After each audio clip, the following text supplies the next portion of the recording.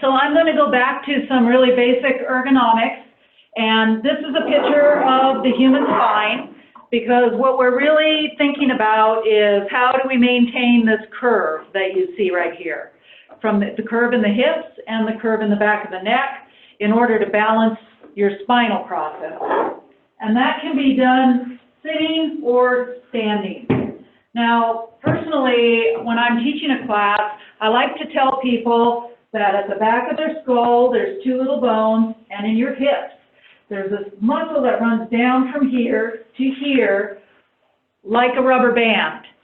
And so if we think about it that way, when we're sitting at our desk, if we're reaching out with this hand all the time, do you see what happens to the band around the spine?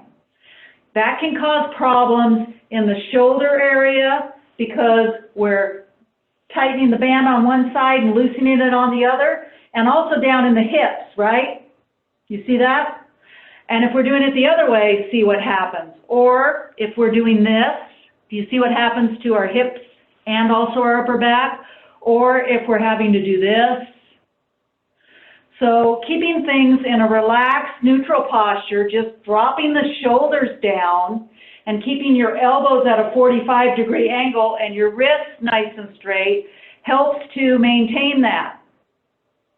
If you're standing using the ironing board like you guys were talking about during the first ergonomic session, somebody brought up, I heard that an ironing board can be used as a standing workstation at home. Yes, it can, as long as your shoulders are dropped, your elbows are fairly straight, and your wrists are kept straight so you can type. Usually it'll be a little lower than if you're sitting at a desk, because if you're sitting at a desk, you need it pretty much here. I hope that makes sense to you. People like different types of keyboards too. Personally, I like this kind that's just a nice flat, normal looking keyboard. We also at the university very commonly have a comfort keyboard, which I did buy at home for my husband. He likes this. It's not a severe ergonomic curve, it's a slight ergonomic curve as you can see. And it has a little bit of a padding here. These run about 50 bucks, so they're not that expensive.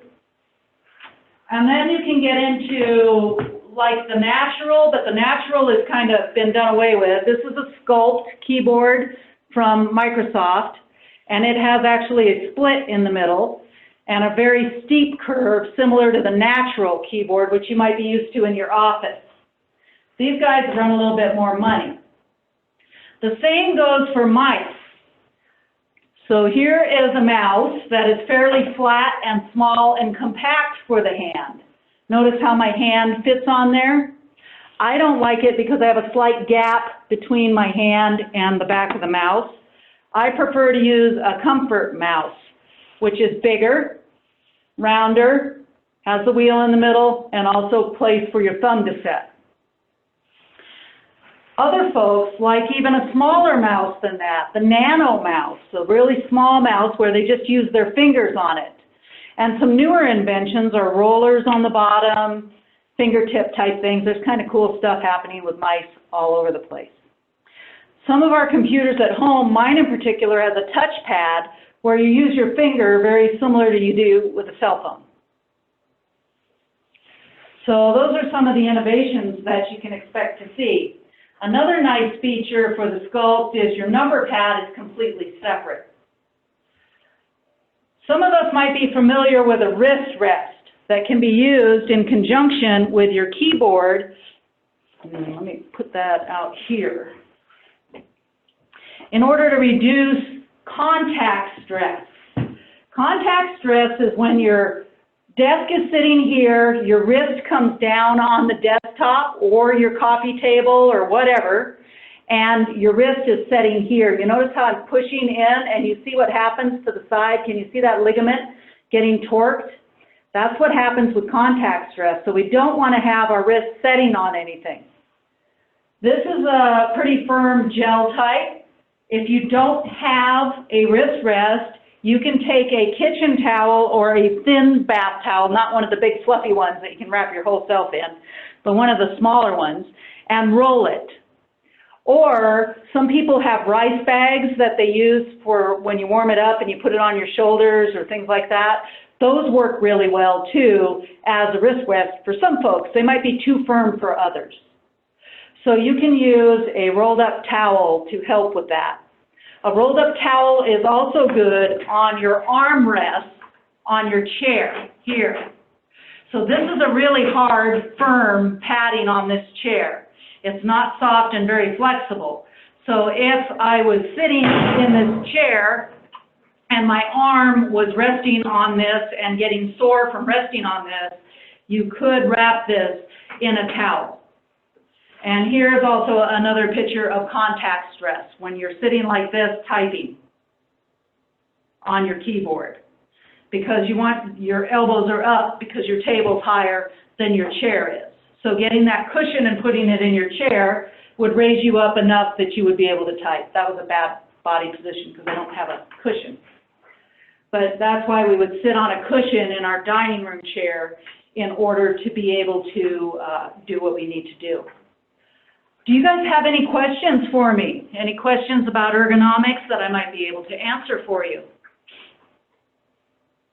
I'm watching the chat, so you can just type it out in the chat, and I'll be happy to read it and answer it.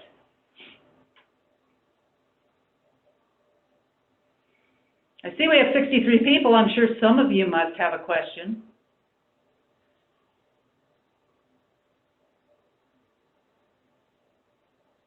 Okay, I'm thinking.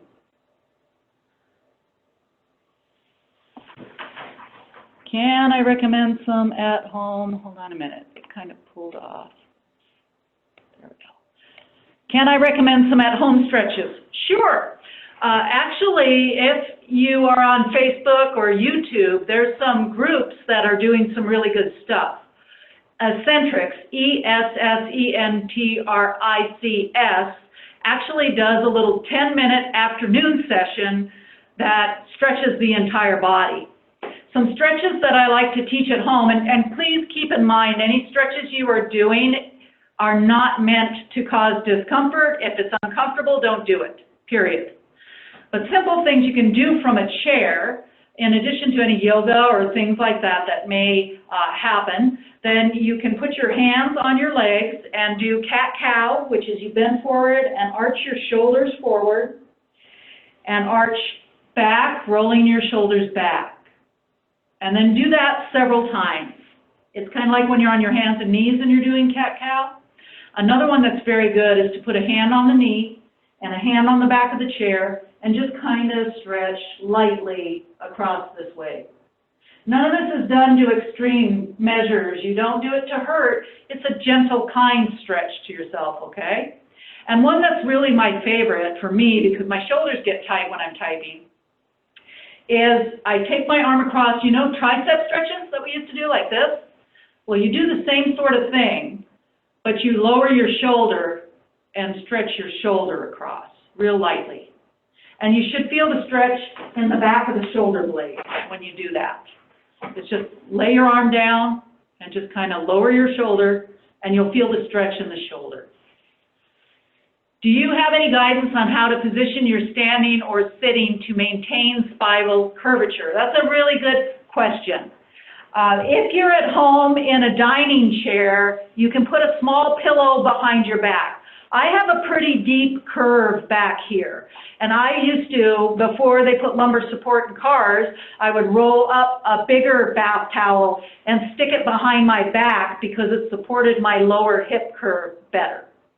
As far as the upper portion of your body goes, if you are sitting with your shoulders at a 90-degree angle and your head is kept upright, not looking down at a computer screen, see what happens to those rubber bands in my neck? Right here, they're getting pulled pretty badly, aren't they? Then you will maintain that. So if you can get your monitor up and your hands down, that will help a lot. With a laptop, that's why it's important. In the first session, we talked about, can you use your TV monitor as your monitor and your laptop as your keyboard? Or do you have another option?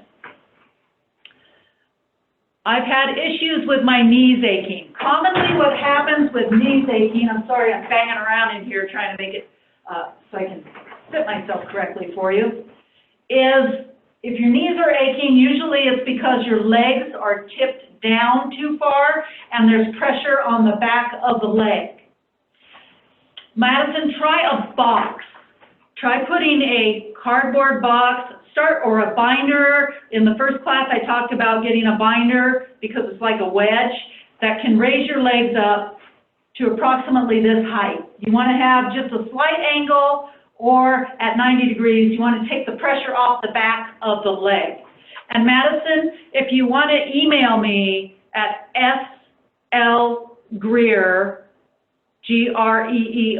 at wsu.edu, I can certainly help you, or you can call me at 335-4360. It will forward to my home phone. If I don't answer, please leave a message. What about chairs? I don't have an ergonomic chair. That is pretty common. Are you sitting at a dining room chair? Is that what's happening, Eloise? If that's the case, or are you sitting in your recliner? Are you sitting on your sofa? Those would be the types of questions I would ask. On a dining room chair? Can you nod your head, Eloise? Dining room chair? No. Recliner? Got it. Thank you, ma'am. So if you are sitting in a recliner, then you want to make sure that you have things up high enough for you. I would suggest that if you have the capability of using your television monitor as your computer monitor, I just figured out how to do this myself a few weeks ago when I was doing the class with you guys. I can plug my computer in there and I can actually use it, or I can use Wi-Fi, except my signal isn't great at home, as you know. So try that. And Eloise, please feel free to email me and I will be happy to look at a picture and help you troubleshoot that. Another thing is you can put a pillow in your lap, like a big puffy pillow, and set your laptop on top of it so that you can kick back and type. All I've got at home, how can we prevent forward head issues? And that's when you're like this. Raising up your monitor will be the way that you correct that, if you can possibly do that. So tipping your head forward, you want to make sure your stuff is at eye level or just slightly below. All I've got at home is a hardback chair or soft chair. Which would be best to try to modify? Tricia, I would move between the two of them. At home, I have an office with an ergonomic chair, but I don't like the setup because it makes me tip my head forward a little bit, but I'll work in there for a few hours. If I'm doing a Zoom meeting, I will usually stand up and walk around. And if I'm going to be working on my laptop, I'm sitting at the dining room table because it allows my hands to be in a good position. I do sacrifice a bit with my upper body because of the hard chair.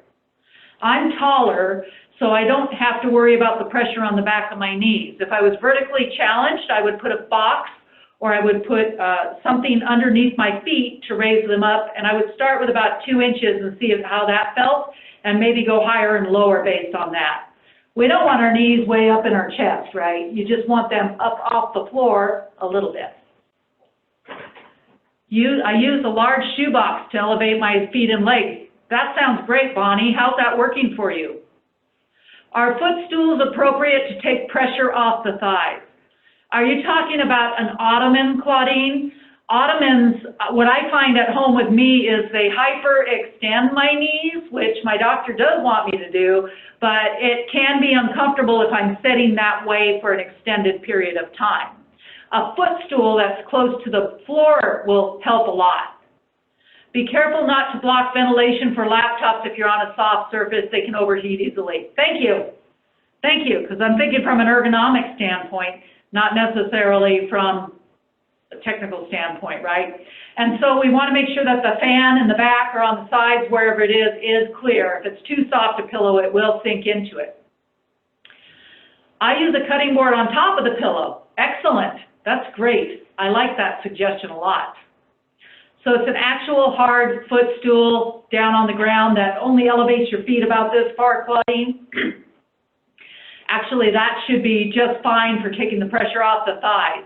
You just don't want them to be raised up too high, but if they're too low, they cause you to tip forward, like this. and they'll put pressure on the backs of the legs.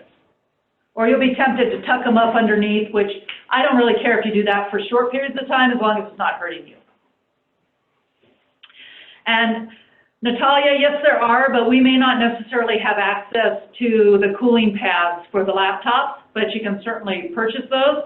They also have laptop trays available at Walmart and places like that, Amazon, etc. Aaron asks, I've been sitting on a yoga ball recently and have my hip flexors are getting really fatigued. I bet they are. Any advice on how to change things up, stretches to alleviate?